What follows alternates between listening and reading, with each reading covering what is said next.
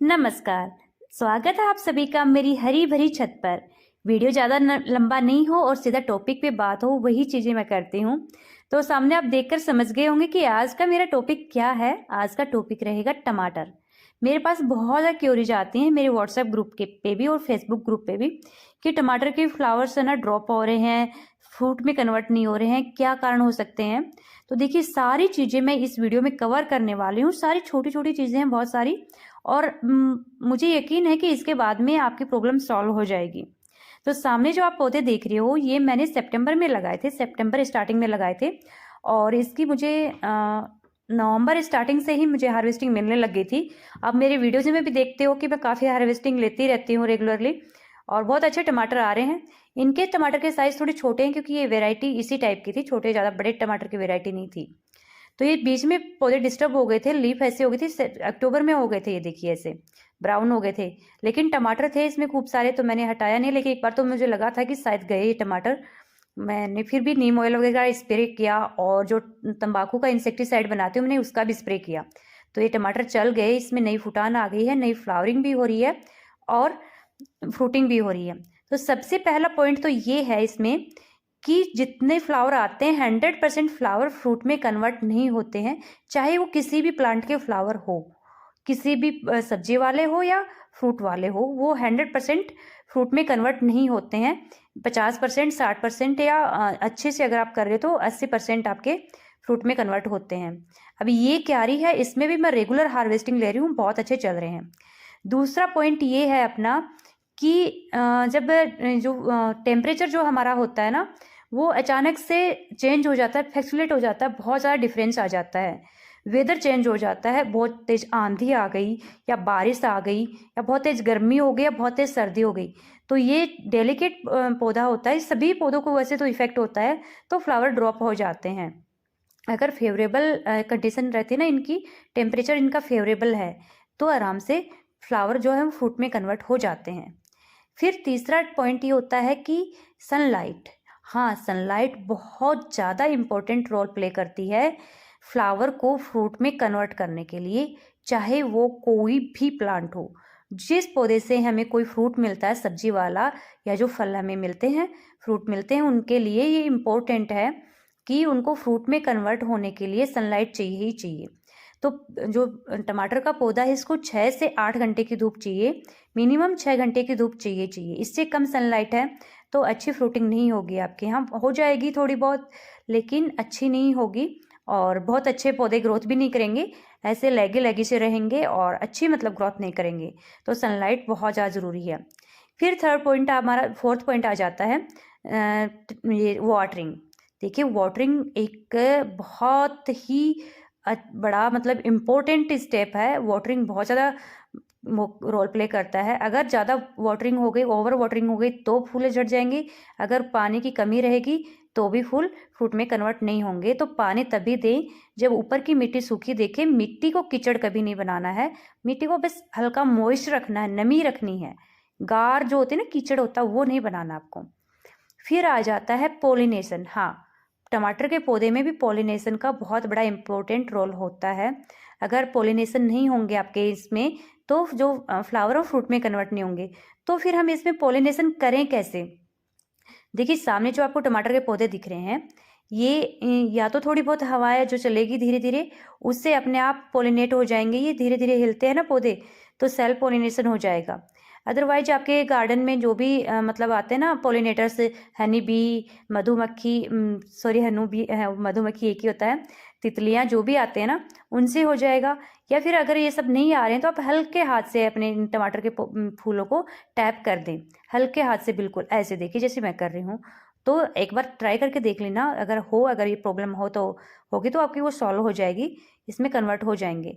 मुझे जनरली ज़रूरत नहीं पड़ती, काफ़ी मतलब थर्ड फ्लोर पे है और कोई भी मतलब आसपास में ऐसी दीवार नहीं है जिससे कि इनको दिक्कत हो। तो फुल सनलाइट मिलती है अच्छे से, मतलब सब चीज़ें अच्छे से, हवाएं सब अच्छे से लगता है, तो हो जाते हैं टमाटर में। तो ये फिर आपका आ जाता है इसका, देखिए कोई अगर डिजीज़ लग गई आपके पौधे में, बीमारी या कोई ऐसा इंसेक्ट कीट पतंगे ने अटैक कर दिया है, तो उससे भी आपके जो फ्लावर्स होते हैं ना टमाटर के, वो फ्रूट में कन्वर्ट नहीं होते हैं। अगर फ्लावर के ऊपर ब्राउन ब्राउन स्पॉट दिखता है तो आप उस पर ध्यान देना कि या तो उस पर ना फंगस लगी है या फिर उसमें कोई किसी कीड़े का अटैक हो गया है। तो उसके लिए क्या करें, उसके लिए आप शुरू से ही मतलब ये डिसाइड करके चलें, एक शेड्यूल बनाने कि मुझे वीकली या 10 दिन में एक बार एक नीम ऑयल का स्प्रे करना है। हाँ जी, नीम ऑयल का स्प्रे आप स्टार्टिंग से करते रहेंगे तो प्लांट में कोई प्रॉब्लम नहीं आएगी। लीफ कर्ल हो जाती तो उससे बचाने के लिए आप खट्टी लस्सी का स्प्रे कर सकते हैं। मेरे चैनल पे डिटेल वीडियो आप देख सकते हैं। तो खट्टी लस्सी का स्प्रे आप स्टार्टिंग से करते रहेंगे ना 10 दिन में 15 दिन में, तो लीफ कर्ल कभी होंगी ही नहीं। अगर हो भी जाएंगी ना हल्की हल्की आपको लगे, आप ऑब्जर्व करो ऐसे कि पत्तियां मुड़ने लगी हैं, कुछ डिस्टर्ब लग रही हैं, तो उस टाइम पे वो ठीक हो जाएंगी। मतलब बहुत अच्छा काम करता है। देखिए ये जो मेरे पौधों की ग्रोथ आप देख रहे हो, ये उसी का रिजल्ट है। उसमें कैल्शियम का भी काम होता है और साथ में वो अच्छा फंजीसाइड भी बन जाता है। तो आप खट्टी लस्सी का स्प्रे कर सकते हैं तांबे के बर्तन में डालकर, जो खट्टी लस्सी हम रखते हैं। और अगर आपको डिटेल और वीडियो चाहिए तो आप मुझे कमेंट कर सकते हैं। और फिर आ जाता है आपके ग्रो बैग की साइज। जी हाँ, ग्रो बैग की साइज से भी बहुत ज़्यादा फर्क पड़ता है। अगर आपके कंटेनर की साइज छोटी है 12 बाई 12 या फिर इससे छोटी है तो फिर थोड़ा मुश्किल हो जाता है, ज़्यादा फ्लावर्स फ्रूट में कन्वर्ट नहीं होते हैं, उनके रूट बाउंड हो जाते हैं। ये मेरा पर्सनल एक्सपीरियंस है। स्टार्टिंग में मैं करती थी, लेकिन अब देखिए बड़े बड़े ग्रो बैग हैं। एक बार मैंने इन्वेस्ट किया है, इन्वेस्टमेंट ही बोलूँगी मैं इसे, क्योंकि सारे पैसे वसूल हो जाते हैं। इतनी अच्छी सब्जियां लगती हैं, ज़मीन की तरह सब्जियां लगती हैं इनमें, और बहुत ज़्यादा केयर नहीं करनी पड़ती। एक तो आप 10 ग्रो बैग में पानी डालोगे, खाद डालोगे, एक आप एक में ही डालोगे, तो ये चीज़ें अच्छी रहती है, बेनिफिशियल है। तो ग्रो बैग की साइज़ भी बहुत ज़्यादा मैटर करती है। वो उसकी चौड़ाई भी अच्छी होनी चाहिए और गहराई भी अच्छी होनी चाहिए, क्योंकि इसकी रूट्स नीचे भी जाती हैं और साथ में फैलती भी हैं। तो ग्रो बैग आप ज़रूर अच्छे से लें। और फिर मैं ऐसा क्या देती हूँ अपने पौधों को जो कि इतने अच्छी हेल्दी फ्रूटिंग होती है, इतने अच्छे से मतलब हेल्दी प्लांट हैं। तो देखिए सारी चीज़ें मैं आपको, प्रॉब्लम्स तो सारी मैंने बता दी हैं। मैं इनको देती हूँ, एक तो लिक्विड फर्टिलाइज़र और सीवीड का स्प्रे करती हूँ, जो कि इफ़को का आता है उसका करती हूँ, और लिक्विड फर्टिलाइज़र देती हूँ मस्टर्ड केक और जो नीम खली होती है इन सब का बनाकर।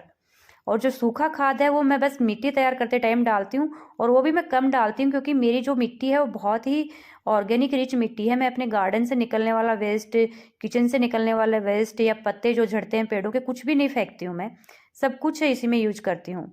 तो आप सूखे खाद में आप कुछ भी यूज कर सकते हो, वर्मी कंपोस्ट है, गोबर का खाद है, या फिर आपका लीफ मोल्ड वगैरह जो भी है पत्तियों से बना हुआ खाद, वो यूज कर सकते हो।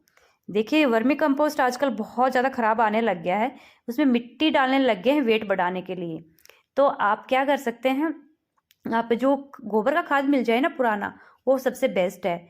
मैं तो कई बार जो बकरी की मींगन जो होती है ना, वो भी यूज कर लेती हूँ, मिल जाती है, तो वो पे बहुत अच्छा काम करती है। वो स्लो रिलीजिंग होती है और बहुत अच्छा रिजल्ट आते हैं उसके, मैंने ट्राई किया है।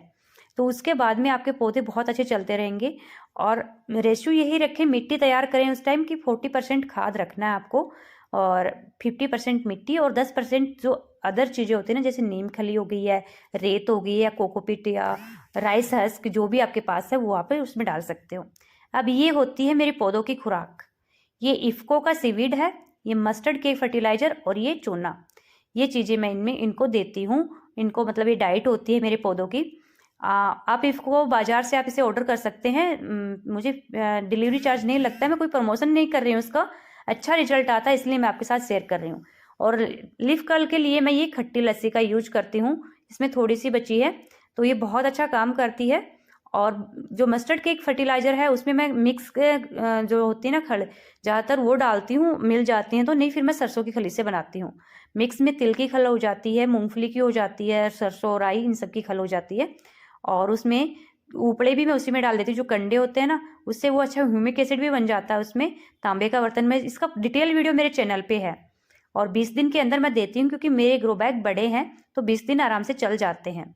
अब सामने आप पौधा देख रहे हो, ये अपने आप कंपोस्ट से निकला हुआ पौधे हैं, 2 पौधे हैं ये, और इनको सपोर्ट देना बहुत ज़्यादा ज़रूरी है, और नीचे के पत्ते काटना भी ज़रूरी है। टमाटर के पौधे में ज़मीन में टच नहीं होने चाहिए, क्योंकि 50% डिजीज सोइल से ही आती हैं।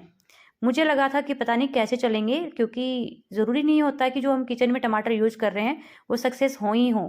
लेकिन ये चल गए। बहुत बड़ा ग्रो बैग है, साइज़ नहीं पता मुझे एग्जैक्ट इसका, लेकिन 2 भरते वाले बैंगन के पौधे और 2 टमाटर और ये पालक बीच बाद में मैंने डाल दिया क्योंकि काफ़ी अच्छी साइज़ है इसकी, तो अच्छा इसमें हो जाएगा। फुल सनलाइट मिलती है इसको और मैं बस यही डाइट देती हूँ और आप देख सकते हो रिजल्ट इसके आपके सामने है।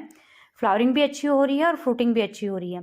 फ्रूट की साइज़ थोड़ा छोटा लग रहा है, साइज हो सकता है कि इसी साइज़ का टमाटर रहा होगा, या फिर किचन से जो हम सीड्स लेते हैं ना, वो ज़रूरी नहीं है कि 100% सक्सेस हों। जो साइज़ का टमाटर होता है उस साइज़ का नहीं मिलता है और उतने लगे नहीं मिले, ये लकीली है, मतलब चल जाए तो चल जाए। लेकिन मैं खुश हूँ, जो भी मिल रहा है अच्छा मिल रहा है। टमाटर बहुत निकलते हैं मेरे इससे, कंपोस्ट की वजह से। इस ग्रो बैग में और भी बहुत सारे टमाटर हैं। उम्मीद करती हूँ आपको मेरे वीडियो पसंद आए होंगे। आपको कोई भी डाउट हो तो मुझे कमेंट कर सकते हैं। अगर आपको थोड़ा भी पसंद आए तो लाइक करना, मुझे मोटिवेशन मिलता है। Thank you.